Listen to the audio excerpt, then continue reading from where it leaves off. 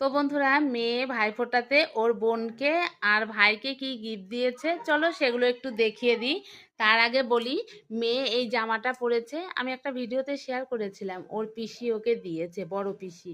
জামাটা পরে কিন্তু বেশ ভালো লাগছে, তোমরাই কমেন্ট করো কেমন লাগছে। কালারটা না খুব সুন্দর, ওকে পরে কিন্তু ভীষণই সুন্দর লাগছে। তো চলো এবার হচ্ছে দেখিয়ে দিই। এটা ও দিয়েছে ওর ভাইকে, সামনেই যেহেতু শীতকাল আসছে, তো সেই কারণে হালকা শীতে পরার জন্য। এটা হচ্ছে নেভি ব্লু কালার, এখানে কালো কালো বোঝা গেলেও কিন্তু নেভি ব্লু কালার। আর তারপরে বোনের জন্য নিয়েছে হচ্ছে পিঙ্ক কালার, সেম জিনিস কিন্তু পিঙ্ক কালার। পিঙ্ক কালারের নিয়েছে।